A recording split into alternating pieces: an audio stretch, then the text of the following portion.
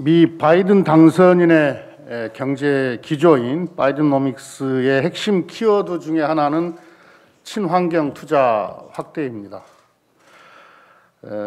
바이든 당선인은 2050년 탄소 중립과 파리 기후 협약 재가입을 약속했습니다. 미 차기 행정부는 탄소 국경세를 부과하는 등 환경 규제를 강화할 것으로 예상이 됩니다. 탄소 중립과 기후 위기 대응은 세계 경제와 무역의 필수 요건이 되고 있습니다. EU와 미국 등 전 세계 주요국이 저탄소 경제를 추진하는 것은 우리 한국 경제에는 위기인 동시에 또한 기회가 됩니다. 우리는 온실가스 감축 준비가 미흡한 편이고 탄소 국경세 등 규제가 강화되면 일부 주력 수출 산업의 경쟁력이 약화될 수도 있습니다. 반면에 세계 각국의 전기차 확대, 태양광 등 친환경 인프라 투자 확대는 우리가 추진하고 있는 그린 뉴딜에도 큰 기회가 될 것입니다. 바이든 당선인은 취임 100일 이내에 기후 정상회의를 소집하여 주요 배출국의 2030년 목표 상향을 설득하겠다는 입장도 밝혔습니다. 2030년이면 곧 대비해야 할 눈앞의 현실입니다. 머뭇거릴 시간이 없습니다. 저탄소 경제의 전환에 정부와 민간, 여야 모두가 함께 지혜를 모으고 협력해야 할 때입니다. 수출 산업의 타격은 최소화하고 친환경 신산업의 경쟁력을 높여야 합니다.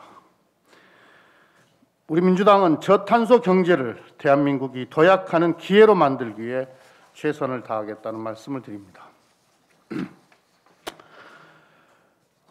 검찰이 국민의 검찰을 이야기하려면 권력 남용에 대한 통렬한 자기 반성과 자기 개혁이 선행되어야 합니다.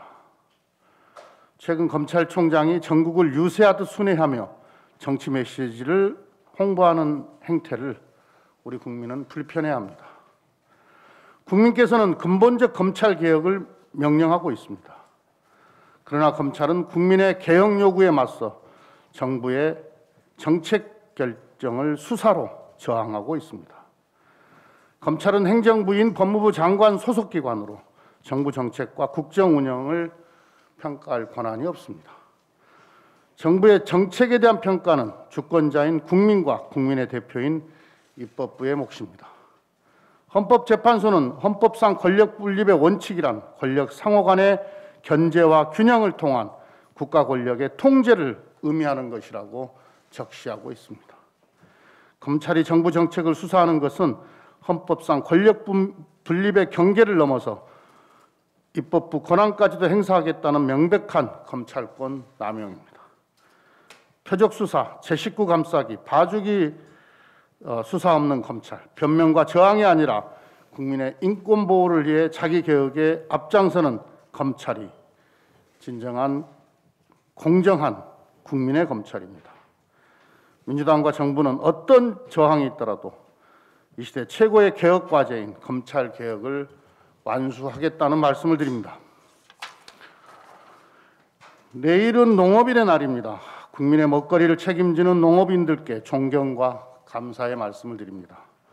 농업인들께서도 코로나와 자연재해로 유난히 힘든 한 해를 보내고 있습니다. 저희 민주당은 농업이 우리 삶의 근본이라는 점을 명심하고 있습니다. 지난해에는 공익직불법을 처리했고 이번 달부터 공익직불금 지급이 시작되었습니다. 스마트 농업과 농식품 산업에 대한 투자를 확대하는 등 농업 혁신을 위한 노력도 계속하고 있습니다. 우리 당의 목표는 지속 가능한 농업을 만드는 것입니다. 기후위기로 인해 자연재해는 갈수록 더욱 심각해지고 있습니다. 온실가스를 감축하지 않으면 50년 뒤 대구 기온이 49도까지 오를 것이라는 기후변화 학회의 예측은 우리 농업에도 큰 위협 요인입니다. 지금도 기온 상승과 강수량 증가로 농작물들의 주산지가 변화하고 있습니다. 이에 우리 민주당은 코로나 시대의 식량 안보와 기후위기 대응을 위한 사람과 환경 중심의 농정 혁신을 정부와 함께 추진하고 있습니다. 민주당은 변화하는 환경 속에서 농촌과 농업의 미래를 깊이 고민하고 제도 개선 및 예산 확보를 통해 지속 가능한 농업을 실현해 나가겠습니다.